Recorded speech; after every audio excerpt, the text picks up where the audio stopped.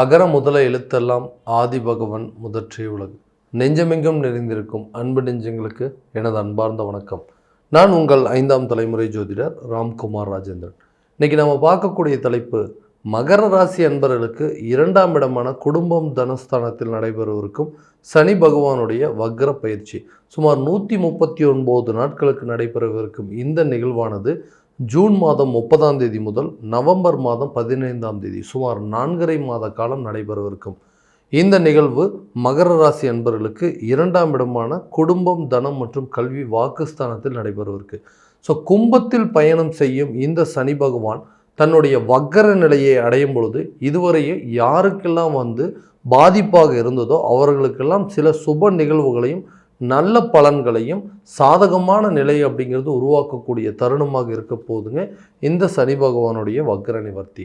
So மகர ராசி அன்பர்களுக்கு எந்த விதமான அற்புதங்கள் மற்றும் சிறப்புகள் கொடுக்க போகுது அப்படிங்கிறதையும் தெளிவாகவும் துல்லியமாகவும் இந்த காணொலியில் பார்க்கலாங்க. நம்ம சேனலை ஃபஸ்ட் டைம் பார்க்குறவங்க அந்த சப்ஸ்கிரைப் பண்ணிக்கோங்க, பெல் பட்டனை கிளிக் பண்ணி ஆல் அப்படிங்கிற ஆப்ஷன் கொடுத்துக்கோங்க.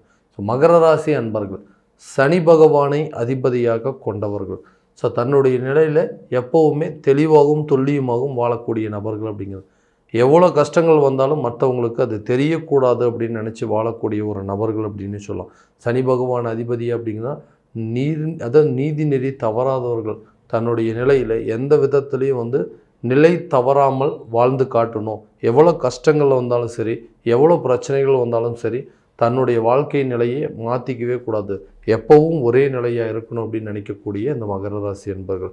ஸோ இந்த மகர ராசி அன்பர்களுக்கு கடந்த சில வருடங்களாக பார்த்திங்கன்னா காலகட்டங்களிலே சந்திக்கக்கூடாத பிரச்சனைகள் ஏராளங்க. இந்த பிரச்சனையெல்லாம் சந்திக்கவே கூடாது, இந்த நிலை நமக்கு எதிரிகளுக்கு கூட வரக்கூடாது அப்படின்னு நினைக்கக்கூடிய ஒரு சூழல்.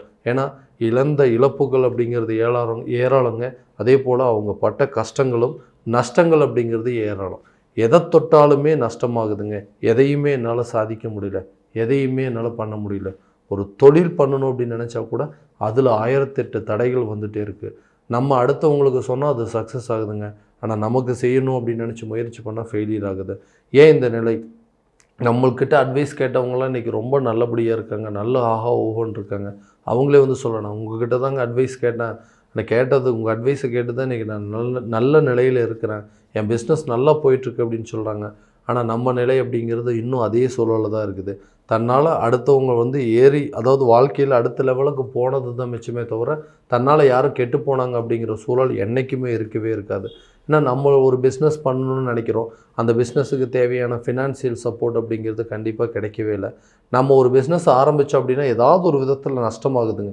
அந்த பிஸ்னஸே இதுக்கு மேலே நடத்துறதுக்கு இல்லாத நிலையை மாறிடுது, இல்லைனா பாதியிலேயே நின்று போயிடுதுங்க. மறுபடியும் தொடர்ந்து நடத்த முடியாத நிலைக்கே போயிட்டுருக்கு.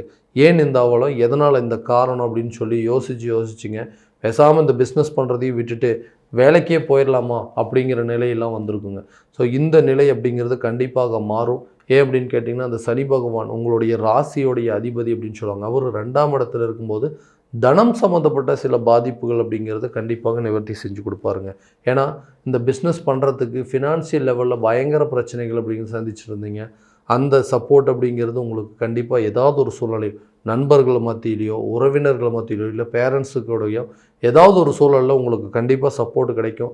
இந்த பிஸ்னஸ் எடுத்து நடத்துங்க. ஏன்னா தைரியசாலி, துணிச்சல் வாய்ந்த ஒரு ராசிக்காரர் அப்படின்னு சொல்லலாம். ஏன்னா எந்த ஒரு விஷயத்தையுமே ரொம்ப கான்ஃபிடெண்ட்டாக செய்யக்கூடிய, ஒரு வேலையை ஒப்படைச்சா அதை பர்ஃபெக்டாக செஞ்சு முடிக்கக்கூடிய நபர்கள் அப்படின்னு. உங்களை நம்பி ஒரு வேலையை ஒப்படைச்சோம் அப்படின்னா அது கண்டிப்பாக 100% அதை முடித்து காட்டுவீங்க அப்படிங்கிற நம்பிக்கை எல்லாருக்குமே இருக்குது. ஆனால் வாய்ப்புகள் அப்படின்னா, திறமை இருந்தும் கரெக்டான வாய்ப்புகள் கிடைக்கல அப்படிங்கிறது தாங்க உண்மை. திறமை இருந்தும் வாய்ப்பு கிடைக்கல, பலன் இருந்தும் அதற்குண்டான ஒரு ஒரு ஒரு பெனிஃபிட் அப்படிங்கிறது கிடைக்காம இருக்குது. ஸோ இப்போது இந்த ஒரு வாய்ப்பு, ஒரே ஒரு சான்ஸ் கிடைச்சது அப்படின்னா கண்டிப்பாக அந்த சான்ஸை வச்சு நான் எப்படியாவது மேலே ஏறி வந்துடுவோங்க. அந்த சான்ஸ் எனக்கு எப்போ தான் கிடைக்கும்னு சொன்னால், இந்த காலகட்டங்களில் உங்களை தேடி சில பேர் உங்களுக்கு சப்போர்ட் செய்யக்கூடிய, ஃபினான்ஷியல் லெவலாவோ இல்லை கண்டிப்பாக குடும்பத்தில் இருக்கிறவங்கள ஏதாவது ஒரு ரீதியாக உங்களுக்கு சப்போர்ட் பண்ணி உங்களோட பிஸ்னஸை நீங்கள் கண்டிப்பாக ரீஸ்டார்ட் பண்ணுறதுக்கான சூழல் அப்படிங்கிறது ஏற்படுத்தி கொடுப்பாங்க. அதே போல் இந்த பணம் ரீதியாக இருக்கக்கூடிய பிரச்சனைகள் தீருங்க. உங்கள் பிஸ்னஸை கண்டிப்பாக நடத்தி அதில் 100% சக்ஸஸ் ஆகக்கூடியது. இந்த தொழில் உங்களால் மட்டும்தான் பண்ண முடியும், உங்களை தவிர இது வேறு யாரும் பண்ண முடியாது, அந்த தொழிலுக்கே உண்டான ஆள் தான் நீங்கள். ஏன்னா நீங்கள் இந்த அனுபவமே கிடையாது, இந்த பிஸ்னஸை எடுத்து நீங்கள் எப்படி நடத்தி இதில் சக்ஸஸ் பண்ண போகிறீங்கன்னு எத்தனையோ பேர் உங்களை கேள்வி கேட்டிருப்பாங்க. அந்த நிலையை மாற்றக்கூடிய காலகட்டமாக இருக்க போதுங்க இந்த சனி பகவானுடைய வக்கர நிலை அப்படின்னு சொல்லக்கூடியது. அடுத்ததாக இந்த வேலை ரீதியாக இருக்கக்கூடிய சில பாதிப்புகள் அப்படின்னா, நிறைய வேலை தேடியாச்சுங்க, நிறைய இன்டர்வியூஸ் அட்டன் பண்ணாச்சு, ஆனால் எனக்கு பிடிச்ச மாதிரியோ எனக்கு திருப்திகரமான வேலை அப்படிங்கிறதே இல்லை. எங்கே போனாலும் கொஞ்ச நாளைக்கு தான் வேலை செஞ்சிட்ருக்கேன். ஏன்னா அந்த வேலையில் எனக்கு ஒரு பெரிய ஈடுபாடற்ற நிலை அப்படிங்கிறதே இருக்குது. ஏன்னா என்னை விட தகுதியே இல்லாதவங்க, என்னை விட எதுக்குமே லாய்க்கு இல்லாதவங்கலாம் என்னோடய பொசிஷனில் வந்து உட்காந்துட்ருக்காங்க. அப்போ எனக்கு கரெக்டான விதத்தில் திறமை இருந்தும் என்னால் அந்த இடத்துல வந்து அவங்களுக்கு ஈக்குவலாக என்னால் ஸ்ட்ரகிள் பண்ண முடியல, அவங்களுக்கு ஈக்குவலாக என்னால் போராட முடியல. ஏன்னா தகுதி திறமை அப்படி எல்லா விஷயமும் என்கிட்ட இருந்துமே வந்து தகுதியே இல்லாதவன் ஒருத்தன் அந்த பொசிஷனில் இருந்து என்னை வேலை வாங்கும்போது இதுக்கு மேலே அந்த வேலையில் நான் இருக்கணுமா அப்படிங்கிற என்னோடய தன்மானம் இடம் கொடுக்காம அந்த வேலையை விட்டு நான் வந்துட்டேன். பேசாமல் போய் ஏதாவது ஒரு கூலி வேலைக்கு போய்க்கலாம் அப்படிங்கிற நிலையெல்லாம் நிறைய டைம் வந்திருக்குங்க. ஏன்னா திறமைக்கு தகுந்த பலன் இல்லாத இடத்துல வேலையே செய்யக்கூடாது அப்படிங்கிற ஒரு சூழலையே கொண்டு வந்து நிறுத்தியாச்சு. ஸோ இந்த நிலையெல்லாம் மாறுமா, என்னுடைய திறமைக்கு தகுந்த மாதிரி என்னுடைய தகுதிக்கு தகுந்த போல் ஒரு வேலை கிடைக்குமா அப்படின்னு சொன்னிங்கன்னா, இந்த காலகட்டங்களில் கண்டிப்பாக உங்களுடைய கல்வி சம்மந்தப்பட்ட துறையிலே வேலை கிடைக்கிறதுக்கான வாய்ப்பு, உங்களுடைய திறமை என்ன, உங்களுடைய எக்ஸ்பீரியன்ஸ் என்ன, அந்த எக்ஸ்பீரியன்ஸுக்கு ஈக்குவலான ஒரு ஜாப் கிடைக்குங்க. நல்ல ஒரு ஹையர் பொசிஷன் கிடைக்கிறதுக்கான சூழல் அப்படிங்கிறதுலாம் இதுலேயே உருவாகுங்க. ஒரு ஜாப் வந்து ரொம்ப பிரச்சனையாக இருக்குது, நான் வேறு ஒரு ஜாப்புக்கு ட்ரை பண்ணலான் இருக்கேன், வேலை மாற்றத்திற்கு இந்த காலகட்டங்கள் நல்லா இருக்குமான்னு கேட்டிங்கன்னா, கண்டிப்பாக இது ஒரு நல்ல காலகட்டங்க. நீங்கள் எந்த விதத்தையுமே தைரியமாக முயற்சி பண்ணலாம். ஆனால் ஒரு வேலை கிடைக்கிறதுக்கு முன்னாடி இன்னொரு வேலையை ரிசைன் பண்ணுறது மட்டும் கண்டிப்பாக செய்யாதீங்க. ஏன்னா அது இன்னும் உங்கள் ஃபினான்ஷியல் லெவலில் தேவையில்லாத பிரச்சனைகள் அப்படிங்கிறது கொண்டு வந்து நிறுத்திடுங்க. அடுத்ததாக திருமணம் சார்ந்த சில முயற்சிகள் எடுக்கிறோம். திருமணத்திற்கு உண்டான யோகம் அப்படிங்கிறது இருக்குதா? நிறைய ரெஸ்பான்சிபிலிட்டி இருந்ததுங்க. கூட பிறந்த அக்காவுக்கு தங்கச்சிக்கெல்லாம் திருமணம் பண்ணி வச்சுட்டு, ஸோ இதுக்கப்புறம் ஒரு குடும்ப சில பொறுப்புகள் அப்படிங்கிறது இருக்குது. நிறைய பிரச்சனைகள், இஎம்ஐ கட்டுறதுங்க, வீட்டுக்கு தேவையான சில பொருட்கள் வாங்குறது, வீடு கட்டி முடிச்சுட்டு ஒரு செட்டில்டு ஆகிட்டு அதுக்கப்புறமா மேரேஜ் பண்ணிக்கலான்னு சொல்லிட்டு வெயிட் பண்ணிட்டு இருந்தேன். திடீர்னு பார்த்தா காலங்கள் ஓடிடுச்சு, இப்போ பார்த்தா ஏஜ் ஆயிடுச்சு, இதுக்கு மேலே எங்கே போய் பொண்ணு தேடுறது அப்படிங்கிற மாதிரி சொல்கிறாங்க. ஸோ என்னுடைய நிலை அப்படிங்கிறது அடுத்தவங்களையும், அதாவது என் கூட பிறந்தவங்களையும் இந்த அளவுக்கு பார்த்துக்கிறேன் அப்படின்னா, எனக்குன்னு ஒரு திருமணம் ஒன்று நடந்து எனக்கு மனைவி அப்படிங்கிற ஒரு யோகம் வந்ததுன்னா கண்டிப்பாக நல்லபடியாக நான் பார்த்துக்கோம் அப்படின்னு சொல்லி உங்கள் மனசில் நினைக்கக்கூடிய சில விஷயங்களை வெளியே தெரியப்படுத்த முடியாத நிலைக்கு தள்ளப்பட்டிருக்கீங்க. உங்களுடைய மன வாழ்க்கை அப்படிங்கிறது கண்டிப்பாக நல்ல ஒரு காலகட்டமாக இருக்கும். உங்களை புரிஞ்சுக்கிட்டு உங்களுடைய அதாவது ஒரு துணையை ஏற்றுக்கக்கூடிய ஒரு மணப்பெண் அப்படிங்கிறது கண்டிப்பாக இந்த நேரத்தில் அமையுங்க. உங்களுடைய குணம் தெரிஞ்சு உங்களை ஏற்றுக்கக்கூடிய சூழல் அப்படிங்கிறதுலாம் எல்லாத்துக்குமே உருவாகும். ஸோ திருமணம் சார்ந்து எடுக்கக்கூடிய முயற்சிகள் கண்டிப்பாக நல்ல ஒரு பலன் அப்படிங்கிறது இருக்கும். அடுத்ததாக இந்த குழந்தை பாக்கியம் சம்மந்தப்பட்டதுங்க. ஒரு குழந்தை இருக்குது, ரெண்டாவது குழந்தைக்கு உண்டான முயற்சிகள் எடுக்கிறோங்க. ஸோ ஒருத்தருக்கு ஒருத்தர் ஆதரவாக இருக்கணும். அந்த குழந்தை பாக்கியம் அப்படிங்கிறது இருக்கா, இல்லை புத்திர பாக்கியம் அப்படிங்கிறது எங்களுக்கு வாய்ப்பே இல்லையா? ஃபஸ்ட்டு குழந்தை அப்படிங்கிறதே இல்லாமல் இருக்குங்க. நிறைய வாட்டி அபார்ஷன் அப்படிங்கிறது ஆயிடுச்சு. ஸோ தடையாகிட்டே இருக்குது. குழந்தை பாக்கியம் அப்படிங்கிறது இல்லை, ஒரு பெண் வாரிசு இருக்குங்க, இன்னொரு ஆண் வாரிசு இருந்தால் நல்லா இருக்குமே அப்படின்னு சொல்லக்கூடிய நபர்களுக்கு இந்த காலகட்டங்களில் நல்ல செய்தி கண்டிப்பாக வந்து சேருங்க.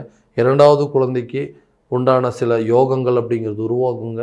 கண்டிப்பாக குழந்தை சம்மந்தப்பட்டு இருக்கக்கூடிய பிரச்சனைகள் அனைத்தும் தீரக்கூடிய காலகட்டமாக இருக்க போது உங்களுடைய துறையில் அடுத்தடுத்த லெவலுக்கு போகக்கூடிய சூழல் அப்படிங்கிறது வேலை ரீதியாகவும் சரிங்க, ப்ரொமோஷன் ரீதியாகவும் சரி, நல்ல ஒரு சந்தர்ப்பங்கள் அப்படிங்கிறது அமையும். வீடு வாங்குவதற்கான ஒரு யோக காலமாக இருக்க போது இடம் சம்மந்தப்பட்ட சில அனுகூலங்கள் அப்படிங்கிறது கண்டிப்பாக கிடைக்கும். ஏன்னா ஒரு இடம் வாங்கணும் அப்படின்னு சொல்லி நல்ல இடம் தேடிட்டு இருந்திருப்பீங்க. இந்த காலகட்டங்களில் புதுசாக ஒரு இடம் வாங்கிறதுக்கான யோகமும் அந்த இடத்துல வீடு கட்டுவதற்கான சில சூழல் அப்படிங்கிறது கண்டிப்பாக உருவாகும். ஏளனமான பேச்சுக்கள் அப்படிங்கிறது சந்திக்கக்கூடிய தருணமாகவும் இருக்குது. ஏன்னா நம்மளை எல்லாருமே ஏதாவது ஒரு விதத்தில் குறை கூறக்கூடிய நிலை அப்படிங்கிறது கண்டிப்பாக தள்ளப்படுவீங்க.